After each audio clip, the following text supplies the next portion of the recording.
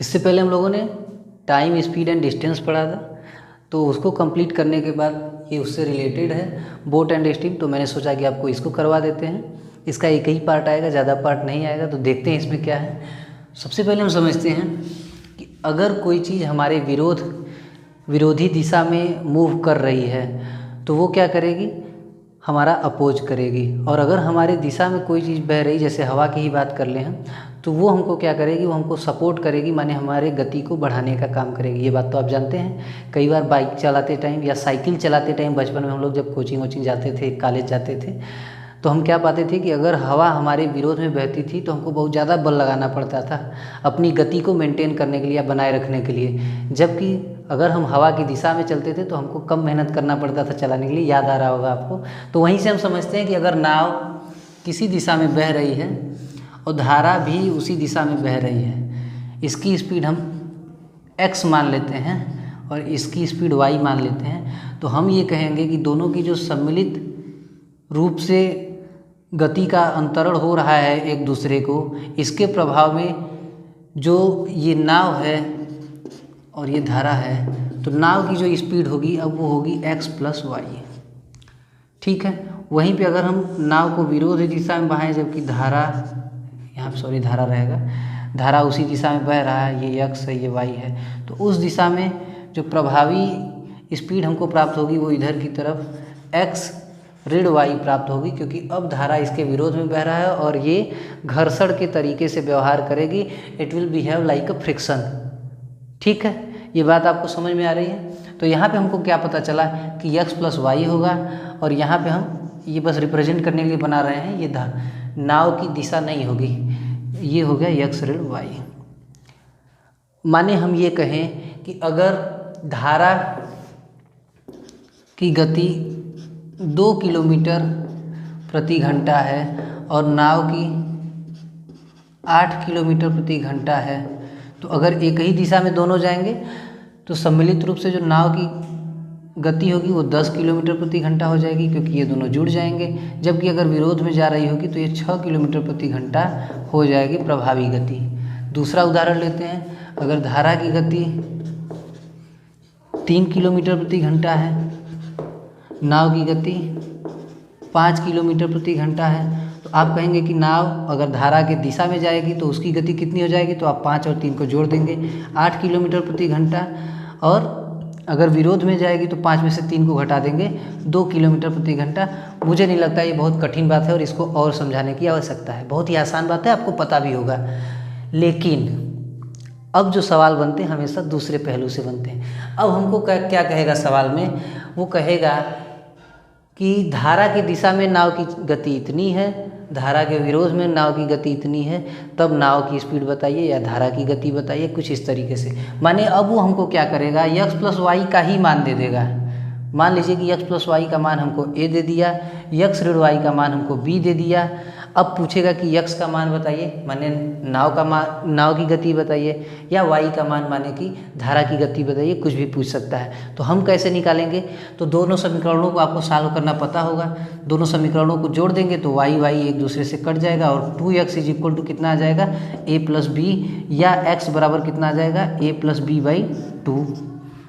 ठीक है, तो ये x क्या है भाई, तो ये x आप कहेंगे कि नाव की गति है, नाव की गति है। दूसरा y अगर आपको निकालना होगा तो आप क्या कहेंगे कि हमको पता है कि x प्लस वाई बराबर a है, x ऋण y बराबर b है।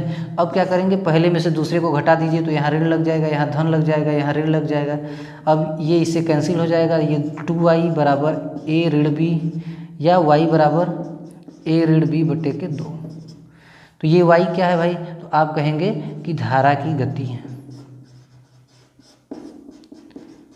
इसको कर लीजिए डब्बे में बंद। इस पे पूछे गए हैं सवाल, सवाल को हम लोग समझते हैं।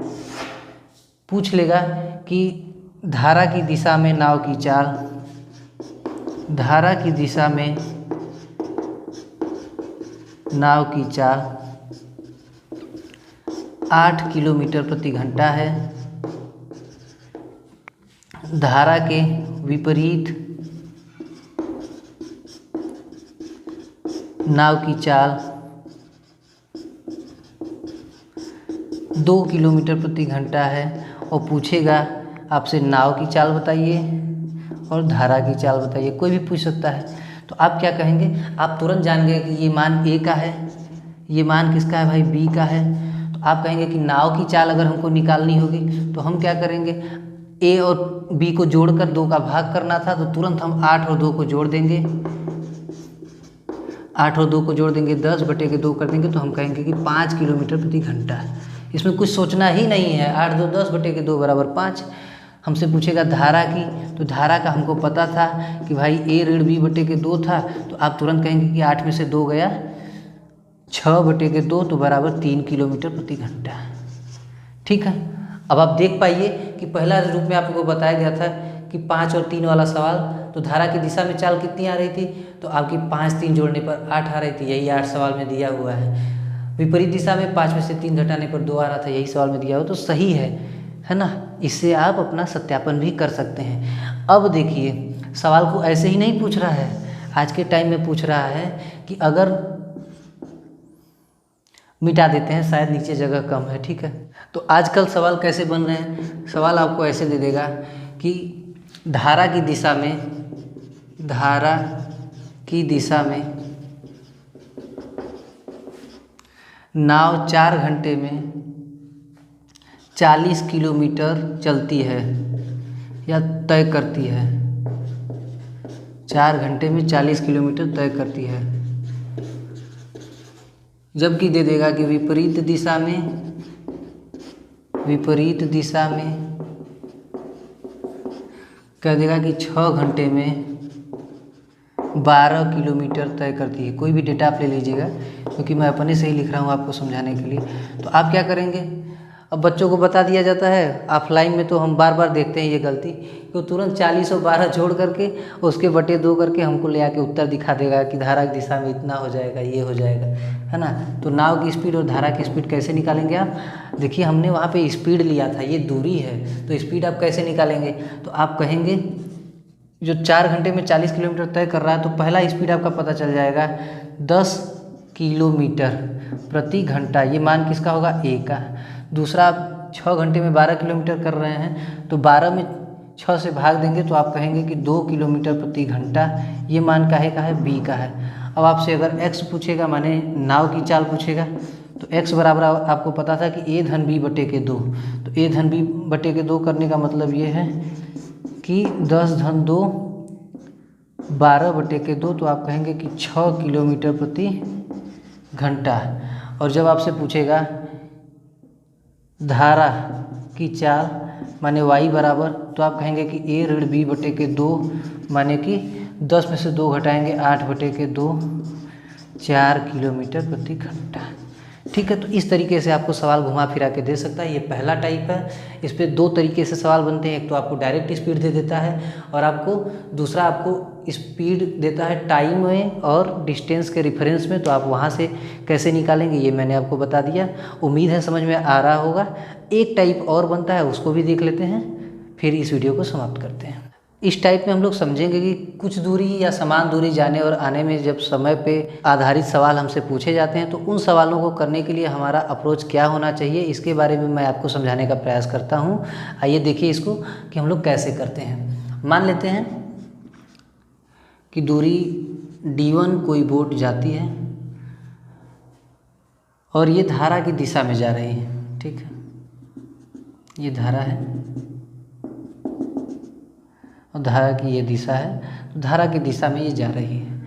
अब इसकी स्पीड हम बोट की मान लें x है और इसकी y, पहले भी हम लोग यही मान के चल रहे थे, तो प्रभावी रूप से जो इसकी स्पीड हो जाएगी वो x + y हो जाएगी।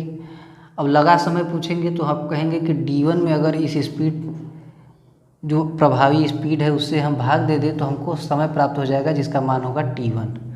अब हम कहें कि वापस ये जाती है और D2 स्पीड ही तय करती है, यहीं तक आती है, पूरा D1 नहीं आती, यहीं तक आती है। पहले कंडीशन में हम ये मान ले रहे हैं। तो पहले तो आपको ये पता होना चाहिए कि अब प्रभावी चाल परिवर्तित हो जाएगा, अब x + y नहीं रहेगा। अब प्रभावी चाल क्या होगा, x ऋण y हो जाएगा, क्योंकि ये जो धारा है, धारा की चाल अब ये घर्षण के तरीके से बिहेव करेगी, तो x ऋण y हो जाएगा।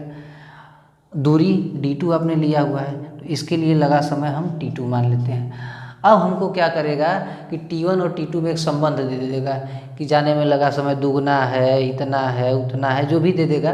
तो आप इस आधार पर सवाल को दो समीकरणों की सहायता से सॉल्व कर लेंगे। अगर समान दूरी दे देगा तो आप क्या करेंगे, तो आप समीकरण बना लीजिएगा इस तरीके से कि d बराबर d बटे के x प्लस वाई T1 और d बटे के x ऋण वाई T2। अब यहाँ से आप d दोनों को बराबर कर दीजिएगा। T1 x प्लस वाई बराबर T2 x ऋण वाई। इस आधार पे आप जो भी समीकरण बनेगा उसको सॉल्व करके आप जो वैल्यू पूछेगा आप उससे मान प्राप्त कर लेंगे। एक दो सवाल लेते हैं, मैं दिखाता हूँ खुद सवाल करके कि किस तरीके से हम लोग न्यूमेरिक सवालों को सॉल्व करेंगे, आपको बेहतर समझ में आएगा। इस क्वेश्चन को देखिए, इसमें दिया गया है कि शांत जल में एक व्यक्ति की चाल 4 1/2 किलोमीटर प्रति घंटा है। यदि वह जितने समय में धारा की दिशा में कुछ दूरी तय करता है उतनी ही दूरी धारा की प्रतिकूल दिशा में दोगुने समय में तय करता है, तो धारा की चाल किलोमीटर प्रति घंटा में ज्ञात करें। ठीक है, तो हमको यक्स दिया हुआ है कि 4 सही 1/2 किलोमीटर प्रति घंटा, या हम लोग इसको लिख सकते हैं 9/2 किलोमीटर प्रति घंटा। ठीक है, अब हम लोगों को पता है कि डिस्टेंस को हम लोग d मान ले रहे हैं, तो d बटे के हमसे कह रहा है कि धारा की दिशा में, तो धारा की दिशा में जब होगा तो 9/2 धन y कर लेते हैं इसकी धारा की चाल। तो ये जो समय है T1 मान लेते हैं हम लोग। बाद में हमको दिया हुआ है कि जब हम प्रतिकूल दिशा में इतनी ही दूरी तय कर रहे हैं तो d दूरी सेम रखना है हमको, क्योंकि दोनों में जो दूरी लिया गया है उतनी ही दूरी बोला गया है, माने डिस्टेंस सेम रहेगा। अब 9/2 प्रतिकूल दिशा में है, तो हमने आपको क्या बताया था कि जो धारा की चाल होगी ये घर्षण के तरीके से व्यवहार करेगी, इसको हम घटाएंगे सम्मिलित या प्रभावी वेग ज्ञात करने के लिए। ये T2 है। और T1 और T2 में आपको संबंध दिया हुआ है, ये कह रहा है कि दोगुना समय है। दोगुना समय का मतलब है कि ये 2T1 हो जाएगा।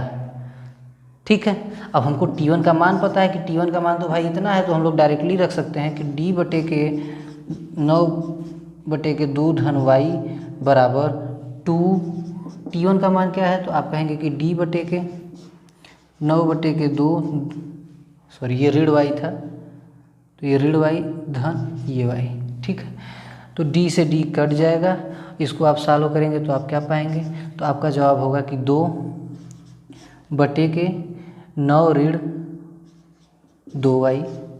इसको आप सॉल्व करेंगे तो आप क्या पाएंगे, 2 बटे के 9 धन 2y। ठीक है, तो 2 गुणे के, अरे बराबर कैसे आ रहा है यार, 2, अच्छा 2 ऑलरेडी है, ये 2 ऊपर जाएगा तो 2 गुणे के 2 हो जाएगा। ठीक है, अब 1 2 से 1 2 को काट देंगे हम लोग, और हम लोग क्या लिख पाएंगे कि 9 धन 2y बराबर 2 का गुणा हम कर दें तो 18 माइनस 4y। ठीक है, अब इसको अगर हम एक तरफ ले लें तो 6y बराबर के कितना आ जाएगा, तो 18 में से आप 9 घटा देंगे तो 9y का मान आ जाएगा 9/6 या 1.5 किलोमीटर प्रति घंटा। तो ये आपका आंसर हो जाएगा। ठीक है, उम्मीद है समझ में आ रहा होगा। यहाँ पे किसी को दिक्कत तो नहीं है, क्योंकि आप लोग बार बार सुझाव देते हैं कि पूरा इलेबोरेट करके, तो उम्मीद है कि दिक्कत नहीं होगा। 1 बटे के, इसको आप कैसे लिखते हैं, 9 ऋण 2y करेंगे, फिर बटे के 2 करेंगे, यही फिर ऊपर जाके 2 बटे के 9 ऋण 2y होगा, जो यहाँ पे लिखा गया होगा कहीं पे। ठीक है, ये है ना, फिर ऐसे ही आप इसको सॉल्व करेंगे, ये आप यहाँ पे लिखा गया है। ठीक है, एक सवाल और करते हैं, फिर इस वीडियो को यहीं समाप्त करते हैं। अब इस क्वेश्चन को देखिए, इस क्वेश्चन में दिया गया कि धारा की चाल 5 किलोमीटर प्रति घंटा है, माने y का मान यहाँ पे हमको दिया गया है 5 किलोमीटर प्रति घंटा। हमसे कह रहा है कि एक नाव धारा की विपरीत दिशा में 10 किलोमीटर जाती है, माने डिस्टेंस का मान हमको 10 दिया गया है, तथा फिर 50 मिनट में प्रारंभिक बिंदु पर आ जाती है। देखिए यहाँ भी जितनी दूरी तय कर रही जाते टाइम उतनी ही दूरी आते टाइम तय कर रही है, तो d सेम रहेगा। और जो टोटल टाइम है माने T1 प्लस T2 का योग यहाँ पे दिया हुआ है 50 मिनट, जिसको हम लोग घंटा में कन्वर्ट कर लेंगे तो 5/6 घंटा हो जाएगा। कैसे, इसमें बटे 60 करेंगे, 0 0 कट जाएगा, 5/6 घंटा। ठीक है, तो अब हम लोग जानते हैं कि जो जाते टाइम माने अगर इधर धारा बह रही है और इधर नाव जा रही है, तो हम क्या कहेंगे कि उस टाइम जो प्रभावी गति होगी यक्स धन y होगा। y का मान आपको 5 दिया हुआ है, तो हम क्या कहेंगे कि 10 बटे के यक्स धन 5, ये जाते टाइम का लगा टाइम है, लगा समय है जाने में, और जब आएगा ये तो उतनी ही दूरी ये किस चाल से करेगा, तो आपका जवाब होगा कि यक्स ऋण वाई। तो उस समय जो लगा समय होगा वो कितना होगा, 10 बटे के यक्स ऋण 5, क्योंकि वाई का मान 5 है। तो दोनों जो मिलके लगा है समय, उसका मान हमको दिया है 5 बटे के 6 घंटा। इस समीकरण को सॉल्व कर लेंगे, आपका मान आ जाएगा। फिर भी हम देख लेते हैं, तो आप लोग 10 कॉमन ले लीजिएगा, यक्स ऋण 5 धन यक्स धन 5 बटे के यक्स स्क्वायर ऋण 25, 5 से 5 ये कट जाएगा बराबर 5 बटे के 6, 5 से काट दीजिएगा इसको 2 बार में, और ये 4x बराबर 6 का भी गुणा होगा, 24x बराबर एक्स स्क्वायर ऋण 25। इसको आप आगे सॉल्व करेंगे तो एक्स स्क्वायर ऋण 24x ऋण 25 बराबर 0, एक्स स्क्वायर ऋण 25x धन x ऋण 25 बराबर 0 आप करेंगे।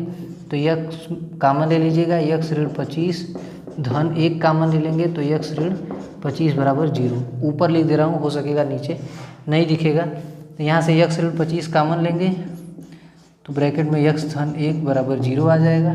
यहाँ से आपकी यक्स का जो मान आएगा 25 आ जाएगा पॉजिटिव का, यहाँ से ऋणात्मक आ जाएगा नेगेटिव का 1, तो इसको हम लोग इग्नोर कर देंगे और ये हमारा आंसर हो जाएगा 25 किलोमीटर प्रति घंटा। ठीक है, यहाँ पे जिसको न समझ में आया हो मैं बता दूँ, मैंने क्या किया कि मैंने 10 कॉमन ले लिया, 1 बटे के यक्स धन 5 था प्लस 1 बटे के यक्स ऋण 5 था। अब इसको आप कैसे सॉल्व करेंगे, तिर्यक गुणा करेंगे तो 10 यक्स ऋण 5 धन यक्स धन 5 बटे के इसका इसमें गुणा करेंगे तो यक्स स्क्वायर ऋण 25 आएगा। तो ये 5 इस 5 से कट जाएगा, 2x वहीं यहाँ पे लिखा गया है। ठीक है, थोड़े बच्चे जो कमज़ोर हैं उनको डरने की बात नहीं है, मैं सब बता दूंगा। ठीक है, आप निश्चिंत होकर पढ़ते रहिए। तो यही वो सवाल हैं जो बोट एट स्ट्रीम वाले चैप्टर से पूछे गए हैं, इससे बाहर कुछ नहीं पूछेगा। और रेलवे में ये हर तीसरे चौथे पेपर में पूछा गया है, हर पेपर में इससे क्वेश्चन भी नहीं आए हैं। इससे बाहर कुछ मत पढ़िएगा, मैं बार बार आपको सुझाव दे रहा हूँ, क्योंकि कोई भी आप किताब उठाएंगे तो 5, 6, 10 और भी तरीके के सवाल इसमें बन सकते हैं, पर जो रेलवे में आएगा वो यही आएगा, इसके बाहर कुछ नहीं आएगा। ठीक है, bye bye, take care of yourself. मिलते हैं हम लोग अगले चैप्टर में, तब तक बने रहिए हमारे साथ और मैथ पढ़ते रहिए।